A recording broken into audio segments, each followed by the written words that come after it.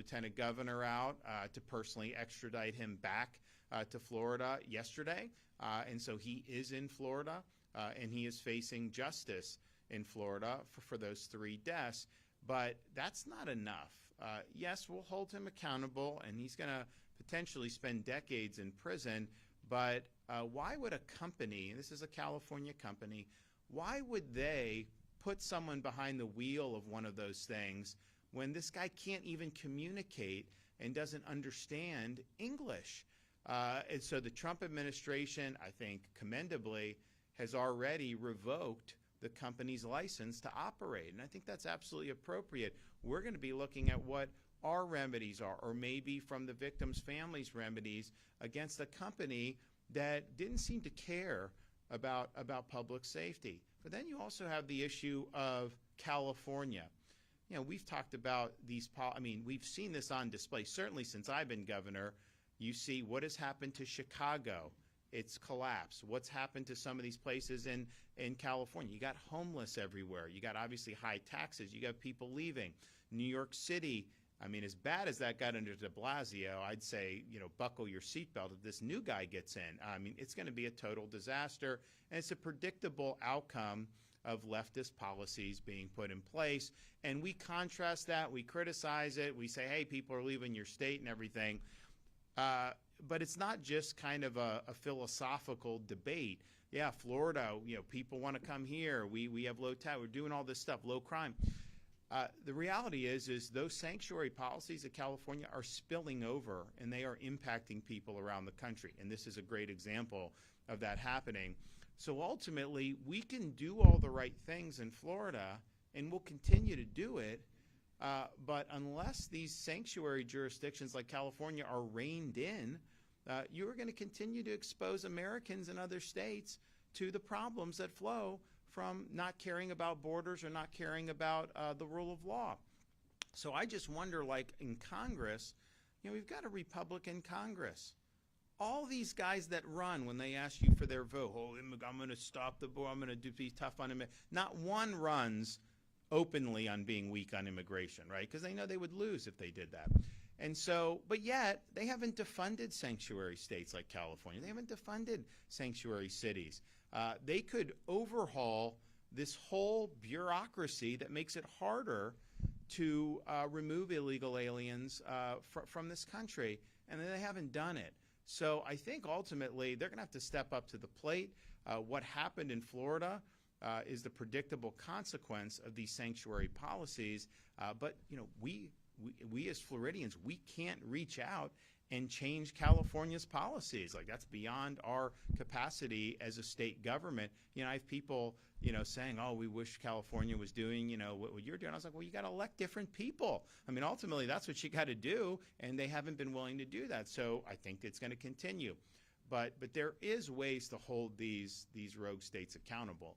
And Congress has the power of the purse. Congress has the ability to regulate appropriately, and certainly can help streamline the immigration operations that are being undertaken both in Florida and with the Trump administration.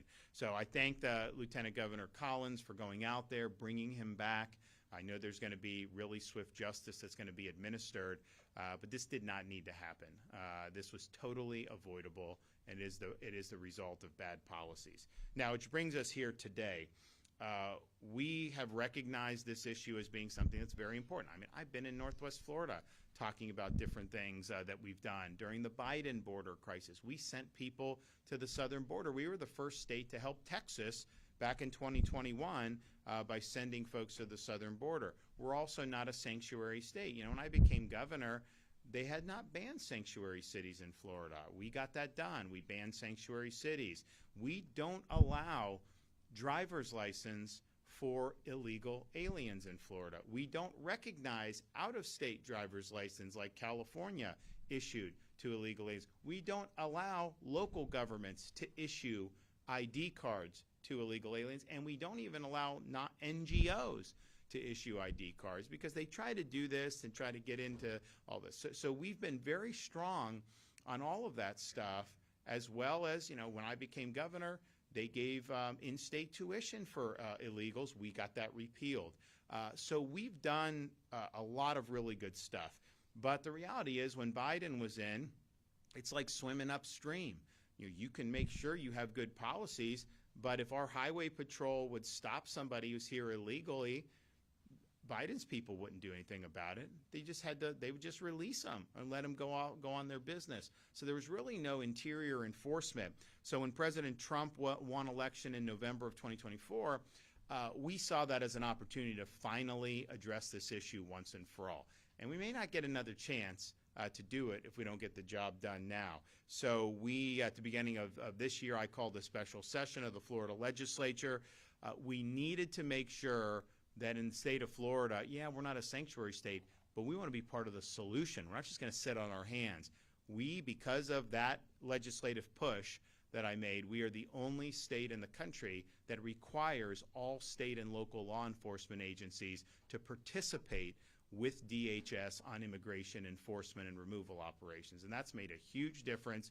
We've now set the standard. Other states are now following suit, not just on the detention and processing, like got a lot of news with Alligator Alcatraz, but so many other things that we're doing.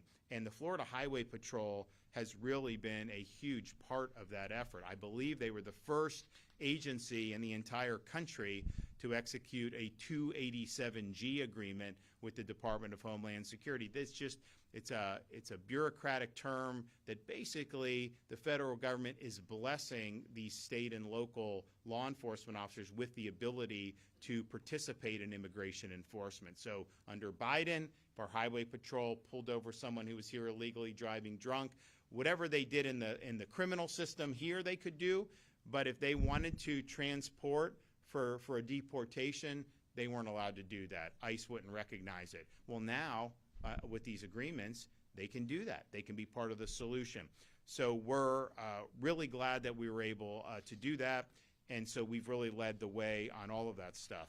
We have done a lot of different operations over these many months now, and we've had a tremendous amount of success. And we're going to continue to be somebody that